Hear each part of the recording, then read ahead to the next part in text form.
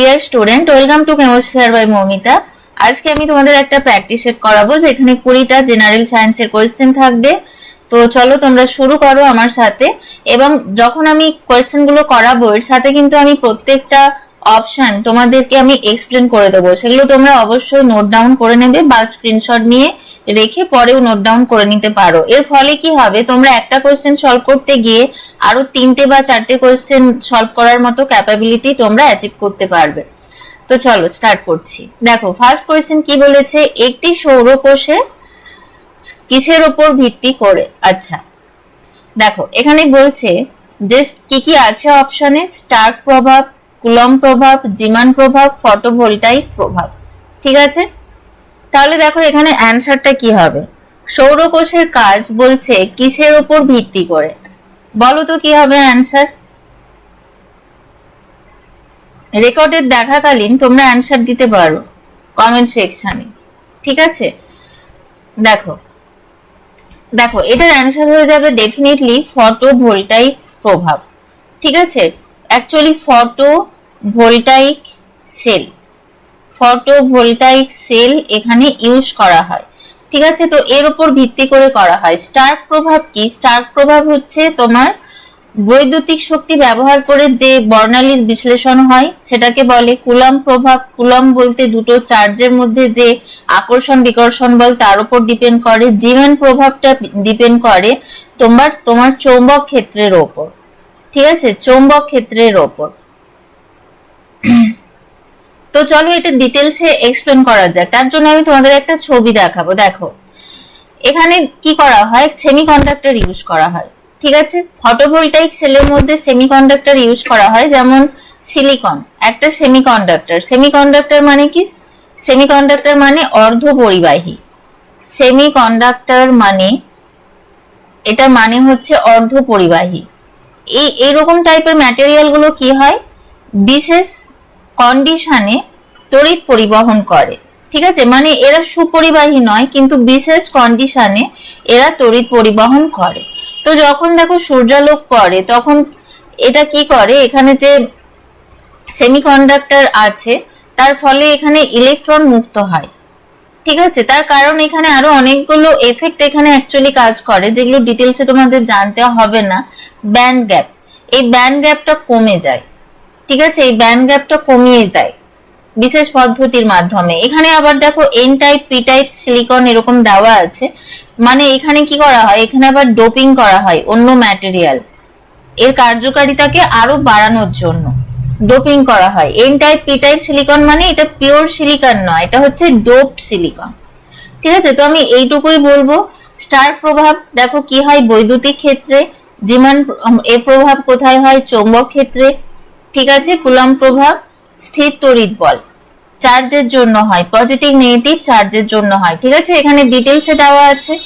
ওকে, যখন কোনো তরঙ্গ দৈর্ঘ্যের আলো, উপযুক্ত তরঙ্গ দৈর্ঘ্য মানে একটা ডেফিনিট এনার্জি থাকতে হবে ওই লাইটের, আর ডেফিনিট এনার্জি মানে একটা ডেফিনিট ওয়েভলেংথ থাকবে। তার কারণ এনার্জি আর ওয়েভলেংথ কি পরস্পরের সাথে তোমার ব্যস্তানুপাতিক সম্পর্ক। ঠিক আছে, এনার্জি বাড়লে ওয়েভলেংথ কমে। ঠিক আছে, তো একটা উপযুক্ত তরঙ্গ দৈর্ঘ্যের আলো যখন সেমিকন্ডাক্টরের উপরে পড়ে, যেটা কিনা কি দিয়ে তৈরি হয়, সোলার সেল দিয়ে তৈরি হয়। সোলার সেলটা যেটা দিয়ে তৈরি হয়, ঠিক আছে, আলো শক্তি শোষণ করে কি করছে, ইলেকট্রন মুক্ত হয় এবং এর ফলে কি হচ্ছে, বিভব পার্থক্যের সৃষ্টি হয়। এবং বিভব পার্থক্য বৈদ্যুতিক প্রবাহ হওয়ার জন্য ডেফিনেটলি কি হতে হয়, একটা পোটেনশিয়াল ডিফারেন্স ক্রিয়েট হতে হয়। এই প্রক্রিয়াটাকে বলছে ফটোভোল্টাইক এফেক্ট বা ফটোভোল্টাইক প্রভাব। তাহলে দেখো এখানে যে অপশনগুলো আছে তার মধ্যে অ্যানসারটা হয়ে যাবে অপশন ডি। ঠিক আছে, নেক্সট দেখো বলছে 5 মিটার পার সেকেন্ড বেগে চলমান 22 কেজি ভরের একটি বস্তু কি পরিমাণ গতিশক্তি ধারণ করে। দেখো গতিশক্তির সূত্রটা আমরা জানি হাফ mv স্কয়ার। এখানে m কি দেওয়া আছে 22 কেজি, আর ভেলোসিটি দেওয়া আছে v দেওয়া আছে 5 মিটার পার সেকেন্ড স্কয়ার। তার মানে এখানে আমরা এসআই ইউনিটে আমরা অ্যানসারটা পাবো। তো এখানে আমাদের ইউনিট কনভার্সনের কোনো দরকার নেই। তাহলে এখানে দেখো গতিশক্তি ই কে দিয়ে রিপ্রেজেন্ট করা হয় KE equal to half into 5 into 22 square, মানে 22 ইন্টু 22 লিখলাম, ঠিক আছে 11। ঠিক আছে, দেখো এখানে সলভ করে দেওয়া আছে পুরো ব্যাপারটা, ঠিক আছে পুরো ব্যাপারটা এখানে সলভ করে দেওয়া আছে। আচ্ছা সরি, উল্টো লিখে দিয়েছি, 22 ইন্টু 5 ইন্টু 5, ঠিক আছে। তাহলে এখানে 11 কাটাকাটি যাবে, 5 5 25 আর 11 হয়ে যাবে 275 জুল। ঠিক আছে, অপশন এ হয়ে যাচ্ছে অ্যানসার। এটা আমাদের এই সূত্রটা মনে রাখতে হবে যে গতিশক্তি পরিমাপের সূত্র হচ্ছে KE equal to half MV square. ঠিক আছে, তাহলেই আমরা পারবো। নেক্সট বলছে অ্যালকোহলের স্ফুটনাঙ্ক 78 ডিগ্রি সেন্টিগ্রেড হলে কেলভিন স্কেলে তাপমাত্রা কত? দেখো এবার আমি একটা কথা এখানে বলি, এখানে আমরা 273 যোগ করব 78 এর সাথে, তাহলে আমরা অ্যানসারটা পাবো।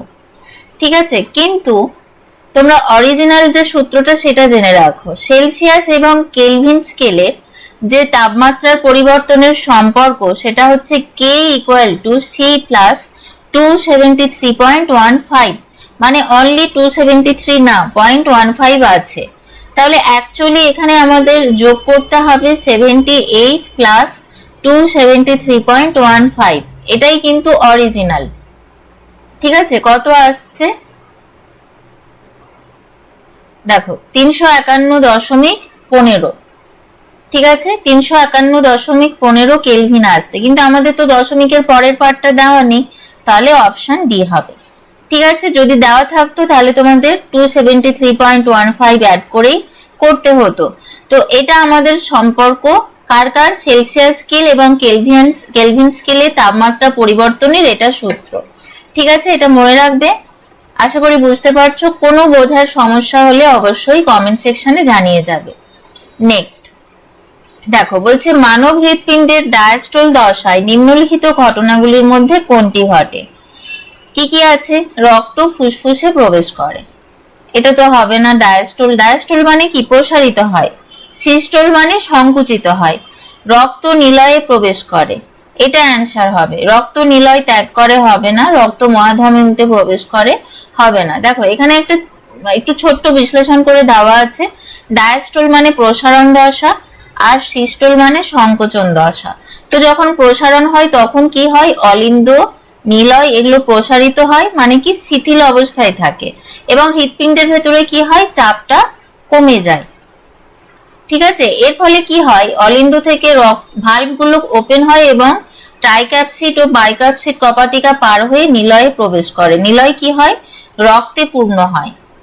ঠিক আছে, আর সিস্টোল দশায় কি হয়? সংকুচিত হয় এবং রক্ত নিলয় ত্যাগ করে কোথায় যায়? ফুসফুসীয় ধমনী ও মহাধমনীর মাধ্যমে ফুসফুসে ও সারা শরীরে ছড়িয়ে পড়ে। ঠিক আছে, দেখো এখানে দেওয়া আছে একটা ছবি দেওয়া আছে, দেখো দেখো ঊর্ধ্ব মহাশিরা, ঠিক আছে মহাধমনী, এখানে দেখো পিক্টোরিয়ালি দেওয়া আছে ব্যাপারটা। প্রথমে কি করা হয়? রক্ত অলিন্দে সংগ্রহ হয়, তারপরে কি হচ্ছে? দেখো ভালভগুলো ওপেন হচ্ছে। ঠিক আছে, ভালভ ওপেন হচ্ছে, তারপর কি হচ্ছে? নিলয় রক্তে পূর্ণ হচ্ছে। ঠিক আছে, রক্তে পূর্ণ হচ্ছে এবং এই অবস্থাতেই থাকছে। ঠিক আছে, ডায়াস্টলে কি থাকছে? নিলয় রক্তে পূর্ণ থাকছে। ঠিক আছে, চলো নেক্সট। আচ্ছা, রক্তে লোহিত রক্তকণিকা বেড়ে গেলে যে অবস্থার সৃষ্টি হয় তাকে আমরা কি বলি? দেখো রক্তে লোহিত কণিকার সংখ্যা বেড়ে গেলে কি অবস্থার সৃষ্টি হয়? যেটা হয় তাকে আমরা বলি পলিসাইথেমিয়া। পলিসাইথেমিয়া। আরো তিনটি উপাদান আছে, আরো তিনটে অপশন আছে, দেখো অ্যানিমিয়া, হিমোফিলিয়া, লিউকোমিয়া। তো এগুলোতে কি হয়? অ্যানিমিয়া কখন হয়? যখন রক্তে লোহিত রক্তকণিকা বা হিমোগ্লোবিনের পরিমাণ স্বাভাবিকের চেয়ে অনেক কমে যায়, এই অ্যানিমিয়াটা বা এটাকে আমরা বলছি কি? রক্তাল্পতা।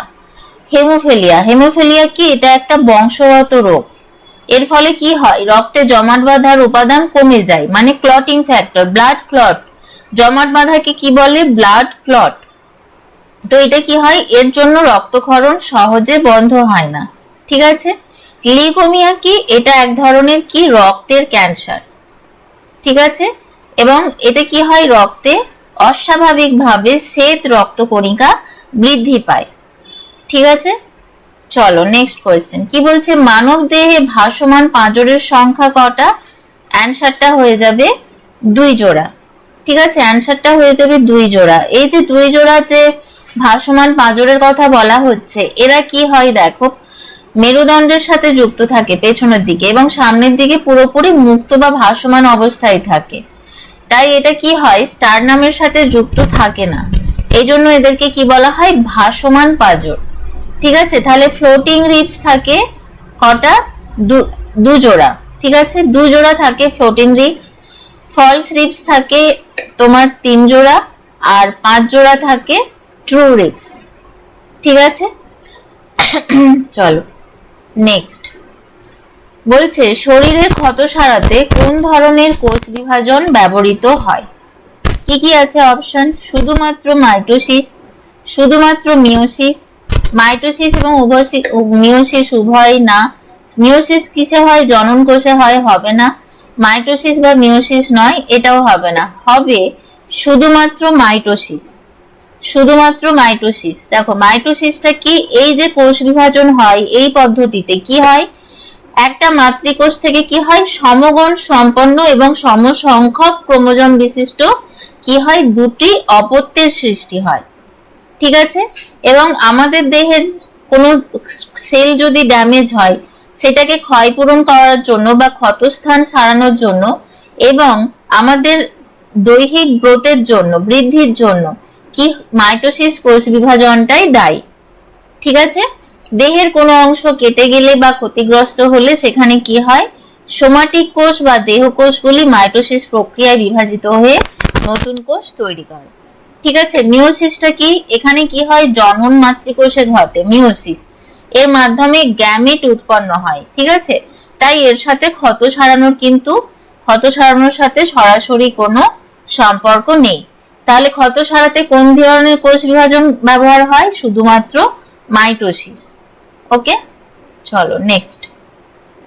এরপর বলছে দেখো স্বসংযোগের মাধ্যমে, আচ্ছা এখানে কি কি দেওয়া আছে দেখো, কোয়েশ্চেনটা ভালো করে পড়ো। একটা আমরা স্বসংযোগের মাধ্যমে যদি লং চেন তৈরি করি তখন করতে পারি, তখন ওই যে পরমাণু যেটা পরপর পরপর যুক্ত হয়ে একটা লং চেন তৈরি করছে, ঠিক আছে, সেই যে ধর্মটাকে, এটাকে কি বলছে, হ্যালোজিনেশন, আইসোমারাইজেশন, ক্যাটেনেশন, সুপারপজিশন। দেখো সুপারপজিশন এটা তো পুরো ডিফারেন্ট থেকে, হ্যালোজেন্স মানে কি তোমার হ্যালোজেনেশন মানে হ্যালোজেন ইনকর্পোরেট হবে কোনো একটা কেমিক্যাল রিঅ্যাকশনের মাধ্যমে।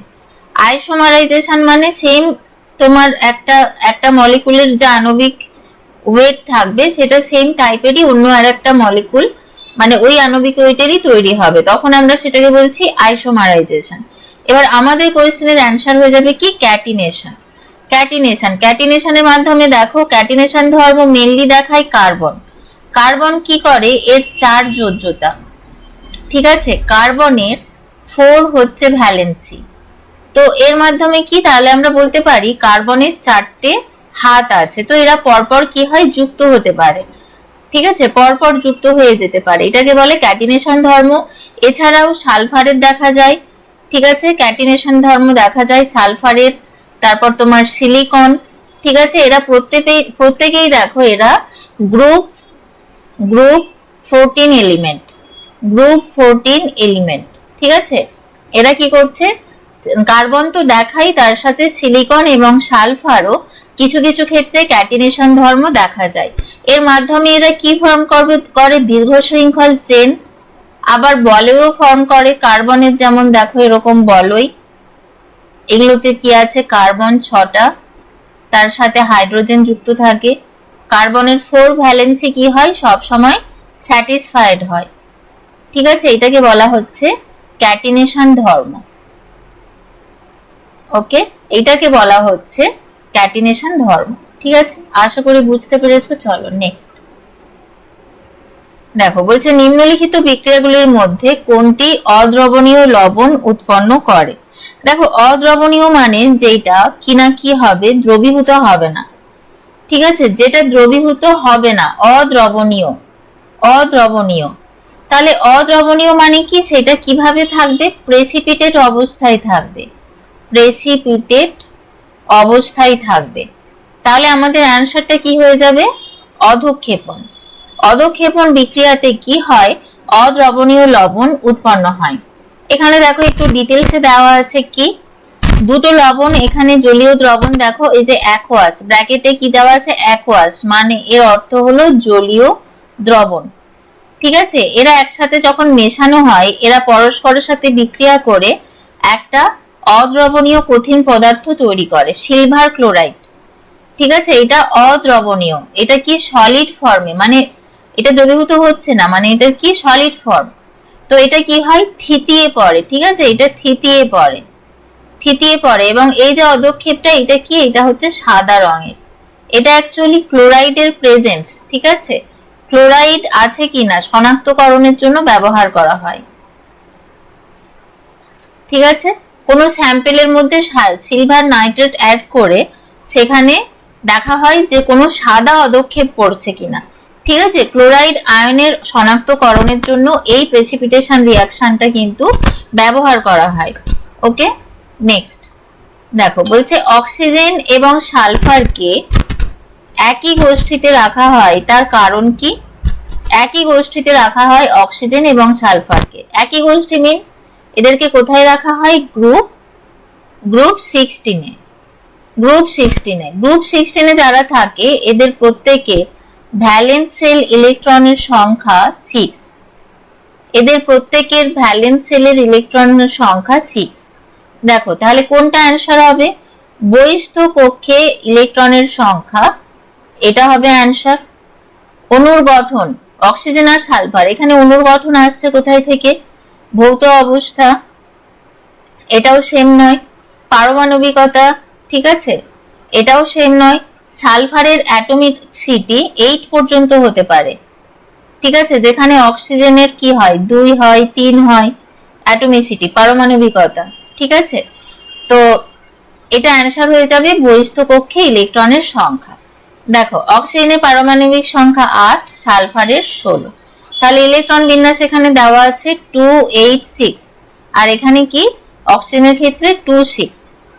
ঠিক আছে, তাহলে বহিস্থ কক্ষে দেখো 6টি করে ইলেকট্রন আছে, 6টি করে ইলেকট্রন আছে। ঠিক আছে, আপার প্রাইমারির জন্য আপাতত আমাদের কে এল এম কক্ষ এরকম জানলেই হবে। ঠিক আছে, ডিটেলস ইলেকট্রন বিন্যাস সেটা না জানলেও চলবে। ডিটেলস ইলেকট্রন বিন্যাস করলে অক্সিজেনের কি হবে, 1s2 2s2। ঠিক আছে, 1s2 2s2, 4টে ইলেকট্রন দেখো হয়ে গেল। এরপর হবে 2p4। ঠিক আছে, চলো নেক্সট। এবার দেখো কি বলছে, এদের মধ্যে কোনটি একটি পরিমাপ যন্ত্র নয়। এদের মধ্যে কোনটি একটি পরিমাপ যন্ত্র নয়, কোনটা, কি কি আছে দেখো, ব্যারোমিটার। ব্যারোমিটারের সাহায্যে আমরা কি করি, বায়ুর চাপ মাপি। থার্মোমিটারের সাহায্যে আমরা কি করি, উষ্ণতা মাপি। পিকোমিটার, এটা কি, এটা হচ্ছে দৈর্ঘ্যের একক, এটা একটা ইউনিট। ঠিক আছে, দৈর্ঘ্যের একক। হাইগ্রোমিটার কি, এটা হচ্ছে বায়ুর আর্দ্রতা মেজার করা হয়, বায়ুর আর্দ্রতা মাপা হয়। তাহলে কোনটা পরিমাপক যন্ত্র নয়, কোনটা পরিমাপক যন্ত্র নয়, সেটা হয়ে যাচ্ছে পিকোমিটার। এটা কি, এটা দৈর্ঘ্যের একক। ঠিক আছে, এটা দৈর্ঘ্যের একক। দেখো এই যে পিকোমিটার, এটার সাহায্যে আমরা কি করে থাকি, এই দৈর্ঘ্যের এককটা দিয়ে আমরা অণু বা পরমাণু ব্যাসার্ধ পরিমাপ করি, ব্যাসার্ধ পরিমাপ করি। এটাকে মিটারে কনভার্ট করলে আমরা কি পাবো, 1 পিকোমিটার ইকুয়াল টু 10⁻⁻12 মিটার। ঠিক আছে, এই প্রসঙ্গে আরো কিছু বলে দিই, দেখো 1 ন্যানোমিটার ইকুয়াল টু হবে 10⁻⁹ মিটার। ঠিক আছে, এরকম মানে এর অর্থ কি, মানে ধরো একের পিঠে কটা শূন্য থাকবে, 9টা, মানে এই যে এই সংখ্যাটা এর 1/ভাগ হচ্ছে 1 ন্যানোমিটার, এইরকম হচ্ছে ব্যাপারটা। ঠিক আছে, অ্যাংস্ট্রং, অ্যাংস্ট্রং এর সাহায্যে বলে দিই 1 angstrom 1 angstrom equal to 10⁻⁻10 metre. এইটা হচ্ছে কি, এগুলো হচ্ছে তরঙ্গ দৈর্ঘ্য মেজার করা হয় মেনলি এই দৈর্ঘ্যের সাহায্যে। ঠিক আছে, চলো নেক্সট দেখো, বলছে নিম্নলিখিতগুলির জন্য ভেক্টর পরিমাণ চিহ্নিত করুন। আচ্ছা, ভেক্টর রাশি আমরা কাকে বলবো? যার মান থাকবে এবং অভিমুখ থাকবে, দুটোই থাকবে, শুধু মান নয়। এবার দেখো এখানে যা যা আছে, তাপ, এর কোনো অভিমুখ নেই, এটা কি? এটা স্কেলার রাশি। স্কেলার রাশি। কৌণিক ভরবেগ, মানে ভরবেগ মিন্স ভর আর বেগের গুণফল। এবারে দেখো ভরের মান আছে, বেগের কি আছে? মান, এবং অভিমুখ দুটোই আছে, অভিমুখ। তাহলে এই যে ভরবেগ, এটা কি হয়ে যাবে? এটা হয়ে যাবে ভেক্টর রাশি। ঠিক আছে, এটা হয়ে যাবে ভেক্টর রাশি। তাহলে অ্যানসারটা আমাদের ডেফিনেটলি অপশন বি হবে, ওয়ার্ক মানে কাজ। এটাও কিন্তু স্কেলার রাশি। স্কেলার রাশি, এটা জানতে হবে, স্কেলার রাশি। সময়, সময়টা কি? সময়টা হচ্ছে, এটাও স্কেলার রাশি। ঠিক আছে, চলো নেক্সট দেখো কি বলছে, ভিটামিন B12 এর অভাবে কোন রোগ হয়? কোন রোগ হয়? Pernicious anaemia. ঠিক আছে, এগুলো মনে রাখতে হবে। স্কারভি কোন রোগ ভিটামিনের প্রভাবে হয়? Vitamin C.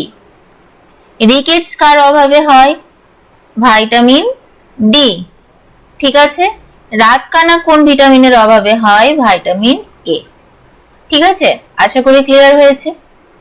চল নেক্সট দেখো, বলছে ভিটামিন B6 এর রাসায়নিক নাম কি? কি হবে অ্যানসারটা? Option B, niacin. কার? B3। B3 এর রাসায়নিক নাম হচ্ছে নিয়াসিন। রাইবোফ্লাভিন কার? ভিটামিন B12 এর, ভিটামিন B2। ঠিক আছে, থায়ামিন কার? Vitamin B1। ঠিক আছে, প্রত্যেকটা ভিটামিনের রাসায়নিক নেম কিন্তু ভীষণভাবে ইম্পর্টেন্ট। ঠিক আছে, চলো next question. Mars gas. Mars gas আমরা কাকে বলবো? এখানে যে অপশনগুলো আছে, এখানে হয়ে যাবে মিথেন। মিথেনের ফর্মুলা কি? CH4। ঠিক আছে, মিথেনের ফর্মুলা CH4। ঠিক আছে, সুইট গ্যাস কাকে বলে বলতো? সুইট গ্যাস যাতে H2S থাকে না। ঠিক আছে, H2S থাকে না। ঠিক আছে, একে সুইট গ্যাসও বলে। ইথেন। ইথেন কি? C2H6 এর ফর্মুলা। ইথিলিন। ইথিলিন হচ্ছে C2H4। ঠিক আছে, এই যে ইথিলিন, এটার স্ট্রাকচার কিরকম? CH2 double bond CH2। এটা কিন্তু একটা তোমার পলিমার তৈরি করার বিল্ডিং ব্লক। ঠিক আছে, কৃত্রিম রবার প্রস্তুত, কৃত্রিম রবার বা পলিথিন তৈরির এটা হচ্ছে কি? তৈরির এটা উপাদান। ঠিক আছে, চল নেক্সট। আচ্ছা, এখানে দেখো তোমার ইথেন দেওয়া আছে। ইথেন, এই তোমার ইথেন C2H6, এটা কি? এটা একটা অ্যালকেন। CH4 মিথেন, এটা কি? CH4, এটাকে আমরা বলছি মার্স গ্যাস। ঠিক আছে, এই গ্যাসটা কোথায় তৈরি হয়? যেখানে জৈব মৃত পচা গলা দেহ কিছু থাকে। ঠিক আছে, বিশেষ ব্যাকটেরিয়ার উপস্থিতিতে কি হয়? মিথেন গ্যাস তৈরি হয়। ইথিলিন। ইথিলিন কি কাজে ব্যবহার করা হয়? একটা তো বললাম। আর কি? ফলের সংরক্ষণ। ঠিক আছে, এর কাজগুলো ভীষণ ইম্পর্টেন্ট আপার প্রাইমারির জন্য। ফলের সংরক্ষণ। ঠিক আছে, মানে কি? পচন থেকে রক্ষা করে, পচন থেকে রক্ষা করে। ওকে, তারপর এটার সাহায্যে কি হয়? একটা বিষাক্ত গ্যাস তৈরি হয়, যেটাকে আমরা বলে থাকি মাস্টার্ড গ্যাস। Mustard gas. ঠিক আছে, এটা একটা কি? বিষাক্ত গ্যাস। এটা তৈরি করা হয়। ঠিক আছে, তৈরি করা হয়। আর একটা কাজ হচ্ছে কি? কৃত্রিম রবার প্রস্তুতিতে ব্যবহার করা হচ্ছে। ঠিক আছে, নেক্সট দেখো কি দিয়েছে কোয়েশ্চেনটা। Hg এর CH3 Hg রূপান্তর কার দ্বারা সংঘটিত হয়? এটা একটা ব্যাকটেরিয়ার দ্বারা সংঘটিত হয়। এই ব্যাকটেরিয়াটার নাম হচ্ছে কি? সায়ান ব্যাকটেরিয়া। ঠিক আছে, এটার নাম হচ্ছে সায়ান ব্যাকটেরিয়া। এই যে এটা কি? মার্কারি। ঠিক আছে, মার্কারি। ঠিক আছে, এই যে মার্কারি, এটার মিথাইলেশন হয়। মিথাইলেশন হওয়া মানে CH3 গ্রুপটাকে আমরা কি বলি? মিথাইল। এটাকে বলছে মিথাইলেশন। ঠিক আছে, দিয়ে তৈরি হচ্ছে CH3Hg। ঠিক আছে, এটাকে বলা হয় মিথাইল মার্কারি। ঠিক আছে, এটা মেইনলি পজিটিভ চার্জে থাকে, মিথাইল মার্কারি। ঠিক আছে, কিসের সাহায্যে হয়? Micro organism. মাইক্রো অর্গানিজম, এবং এই মাইক্রো অর্গানিজম এটা কি? এটার নেম কি? Cyanobacteria. Cyanobacteria. Mainly এটাকে কি বলা হয়? ব্লু গ্রিন যে শৈবাল, শৈবাল টাইপের একটা। ঠিক আছে, ব্লু গ্রিন অ্যালগি। এই যে ব্লু গ্রিন, সেখান থেকে সায়ান কথাটা এসছে। ঠিক আছে, সায়ান কথাটা মানে তোমার ওই যে যেটাকে বলে কি? Sea green. ঠিক আছে, চলো নেক্সট দেখো। বলছে ঘড়ির স্প্রিং সংকুচিত হলে কি ধরনের শক্তি কাজ করে? কি ধরনের শক্তি কাজ করবে তোমরাই বলো। গতি শক্তি কি করবে? কোনোভাবেই না। বৈদ্যুতিক শক্তি। স্প্রিং সংকুচিত করলে বৈদ্যুতিক শক্তি আসছে না, সেম ভাবে চৌম্বক শক্তিও আসছে না। অ্যানসারটা হয়ে যাবে কি? স্থিতি শক্তি। কি হয় দেখো, ঘড়ি বা আগেকার দিনে যে গ্রামাফোন ইউজ করা হতো, বা আগেকার দিনে এই ঘড়িও অ্যাকচুয়ালি আগেকার দিনেই ইউজ করা হতো। মানে আমরা ছোটবেলায় দেখেছি এইরকম ঘড়ি, যেটাকে দম দেওয়া হতো অ্যালার্ম দেওয়ার জন্য। ঠিক আছে, দম দিয়ে কি করা হয়? যেটাকে আমরা বলতাম দম দেওয়া, তোমরা কি বলো জানি না। দম দিয়ে স্প্রিংটাকে কি করা হয়? সংকুচিত করা হয়। স্প্রিংটাকে সংকুচিত করা হয়। এতে কি হয়? এই যে স্থিতিশক্তি এর মধ্যে সঞ্চিত হয়। ঠিক আছে, সংকুচিত করা হয়। এর ফলে কি হচ্ছে দেখো, এর কি হচ্ছে? স্প্রিংটার আকার আকার পরিবর্তিত হচ্ছে, তাই না? স্প্রিংটার আকার পরিবর্তিত হচ্ছে। আকার মানে শেপ অ্যান্ড সাইজ চেঞ্জ হচ্ছে। আকার মানে শেপ অ্যান্ড সাইজ চেঞ্জ হচ্ছে, তাই না? এবং এই যে এটার জন্য কি হচ্ছে? স্প্রিংটা স্থিতি শক্তি অর্জন করবে। স্থিতি শক্তি অর্জন করবে। ওকে, এবং এই যে স্থিতি শক্তির সাহায্যে স্প্রিংটা কি করবে? ওয়ার্ক করার মানে কাজ করার যে ক্ষমতা দরকার, যে ক্ষমতা দরকার সেটা অর্জন করবে। ঠিক আছে, তো এখানে অ্যানসার হয়ে যাচ্ছে স্থিতি শক্তি। ওকে, চলো নেক্সট দেখো। বলছে যখন একটি শরীর হাত দ্বারা উত্তোলন করা হয়, আচ্ছা সরি, শরীর মানে এটা অ্যাকচুয়ালি বডি। ঠিক আছে, এটা গুগল ট্রান্সলেশনে এটা নিয়ে নিয়েছে। মানে কোনো অবজেক্টকে আমরা যদি হাত দ্বারা উত্তোলন করি, তখন কি ধরনের কাজ হাত দ্বারা সঞ্চালিত হয়? দেখো, তখন হাত কি হিসেবে কাজ করে? কি কি দেওয়া আছে? প্রথম ধরনের লিভার, দ্বিতীয় ধরনের লিভার, তৃতীয় ধরনের লিভার। ঠিক আছে, অ্যানসারটা এখানে কি হবে? তৃতীয় ধরনের লিভার, তাই না? তৃতীয় ধরনের লিভার। এবার চলো লিভার সম্পর্কে তাহলে একটু বলে দিই। দেখো, এই যে এটা দেওয়া আছে থার্ড ক্লাস লিভারের একটা চিত্র, যেখানে দেখো এক প্রান্তে আছে কি অ্যাপ্লাই করা হচ্ছে? ভার। এক প্রান্তে ভার অ্যাপ্লাই করা হচ্ছে। এখানে কি দেওয়া আছে? ফোর্স। ঠিক আছে, এক প্রান্তে ভার দেওয়া আছে, আর এটা হচ্ছে কি? ফালক্রাম মানে আলম্ব। ঠিক আছে, আর মাঝে কি অ্যাপ্লাই হচ্ছে? ফোর্স। ঠিক আছে, মাঝে দেখো বল অ্যাপ্লাই হচ্ছে, ফোর্স। আর এখানে কি আছে? ভার, মানে যেই ওয়েটটা তোলা হচ্ছে। এখানে হাতে দেখো, হাতের ইমেজে দেখানো হয়েছে যে পিভট পয়েন্ট মানে জয়েন্টটা আমাদের কোনো এটাকে আলম্বের সাথে তুলনা করা হচ্ছে। ঠিক আছে, এই পোর্শনে কি হচ্ছে? ফোর্স অ্যাপ্লাই হচ্ছে এবং ভার হাত দিয়ে উত্তোলন করা হচ্ছে। ঠিক আছে, এটা কি? এটা একটা থার্ড ক্লাস লিভারের উদাহরণ। তাহলে হাতটা অ্যাকচুয়ালি আমাদের তৃতীয় শ্রেণীর লিভারের কাজ করবে। এবার দেখো এইটা তো ভুল হয় খুবই, তার জন্য আমি তোমাদের একটা ট্রিক্স বলে দিচ্ছি। তোমরা মনে রাখবে কি, অভাব, অভাব, অ ফর আলম্ব, আলম্ব, ভি ফর মানে ভা মানে ভার, বি মানে বল, বি মানে বল, ঠিক আছে। আলম্ব যখন মিডিলে থাকবে, মিডিলে থাকবে তখন সেটা হবে প্রথম শ্রেণীর লিভার। ওকে, এইটুকু মনে রাখবে। ভার যখন মিডিলে থাকবে, ভার সবগুলোই কিন্তু মিডিলে থাকবে, তখন এটা হয়ে যাবে দ্বিতীয় শ্রেণীর লিভার, কারণ এটা দ্বিতীয়তে আছে। বল যখন মিডিলে থাকবে তখন হয়ে যাবে এটাও তোমার তৃতীয় শ্রেণীর লিভার, ঠিক আছে।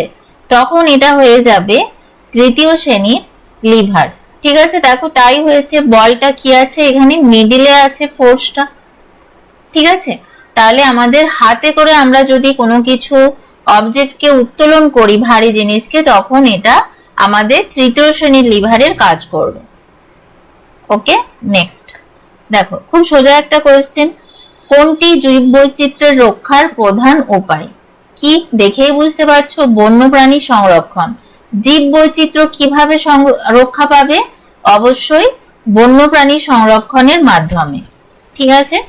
নেক্সট আজকের লাস্ট কোয়েশ্চেন দেখো, ওজোন স্তর আমাদের কি থেকে রক্ষা করে? কি থেকে রক্ষা করে এটা মোটামুটি তোমরা সবাই জানো, অতি বেগুনি রশ্মি বা আমরা যেটাকে বলি আল্ট্রাভায়োলেট রে, তাই তো? এটাকে আমরা বলে থাকি আল্ট্রাভায়োলেট রে, ঠিক আছে। এই যে ওজোন স্তর, এটা বায়ুমণ্ডলের কোন স্ফিয়ারে থাকে? পারবে বলতে? এগুলো কিন্তু ভীষণ ইম্পর্টেন্ট। কোন স্ফিয়ারে কি থাকে? কোথায় থাকে? স্ট্র্যাটোস্ফিয়ারে, স্ট্র্যাটোস্ফিয়ারে থাকে ওজোন স্তর, ঠিক আছে। এবং এটাকে আমরা আবার সৌর পর্দাও বলি, সৌর পর্দা, ঠিক আছে। কি করে? অতিবেগুনি রশ্মি ডিএনএ দ্বারা শোষিত হয়, ডিএনএ দ্বারা শোষিত হয়, ঠিক আছে। এবং এর ফলে কি হয়, মানে চেঞ্জ করে দেয়, জিনটাকে চেঞ্জ করে দেয়, এবং এখানে কি হয়, ত্বকে ক্যান্সার, ক্যান্সার সৃষ্টি করে, স্কিন ক্যান্সার হয়, ঠিক আছে। তারপর তোমার খুব কম এজে কি করতে পারে? এজে চোখে ছানি পড়তে পারে, যেটাকে আমরা ক্যাটারাক্ট বলে থাকি, ঠিক আছে। ক্যাটারাক্ট, চোখে ছানি পড়তে পারে। ওকে, আর কি হয়? ফাইটোপ্ল্যাঙ্কটন নষ্ট হয়ে যায় পুরো, ঠিক আছে। ফাইটোপ্ল্যাঙ্কটন নষ্ট হয়ে যায়, ঠিক আছে। চল, তাহলে মোটামুটি ইজি লেভেলের কোয়েশ্চেন আজকে আমি রেখেছিলাম। ফার্স্ট এটা প্র্যাকটিস সেট, 20টা কোয়েশ্চেন হয়ে গেল। আমি আবার নেক্সট প্র্যাকটিস সেট নিয়ে আসবো। তো তোমরা জানিও কমেন্ট সেকশনে যে তোমরা কি টাইপের কোয়েশ্চেন চাইছো, আরো হার্ড কোয়েশ্চেন চাইছো না আরো ইজি কোয়েশ্চেন। তবে এর চেয়ে ইজি কোয়েশ্চেন তো প্র্যাকটিস সেটে রাখবো না, এই টাইপের কোয়েশ্চেনই করাবো। তোমরা যদি আরো হার্ড লেভেলের কোয়েশ্চেন চাও তাহলে তোমরা সেটা কমেন্ট সেকশনে জানিয়ে যেতে পারো, এবং তোমাদের ক্লাসটা কেমন লাগছে সেটাও তোমরা জানিয়ে যেও, তাহলে এরকম ক্লাস কন্টিনিউ করা হবে, ঠিক আছে। আচ্ছা, আর যারা তোমার আপার প্রাইমারি ম্যাথমেটিক্স পড়তে চাও, ম্যাথমেটিক্স অ্যান্ড সায়েন্স, আমাদের কেমোস্ফিয়ার অ্যাপে দুটো কোর্স চলছে। কেমোস্ফিয়ার অ্যাপ ডাউনলোড করে তোমরা দেখতে পারো, দুটো কোর্স চলছে। জেনারেল সায়েন্স অনেকটা এগিয়ে গেছে, ম্যাথমেটিক্সটা জাস্ট স্টার্ট হবে। তো তোমরা জয়েন করতে পারো, তার জন্য তোমরা এই নাম্বারে কন্ট্যাক্ট করে নিতে পারো, বা ডাইরেক্ট তোমরা কোর্স পারচেজ করে নিতে পারো। তোমরা সব ক্লাস ডিটেলস ওই অ্যাপের মধ্যে গেলেই দেখতে পেয়ে যাবে, ঠিক আছে। কোনো ডাউট থাকলে অবশ্যই আমার সাথে কন্ট্যাক্ট করবে। ওকে, থ্যাংক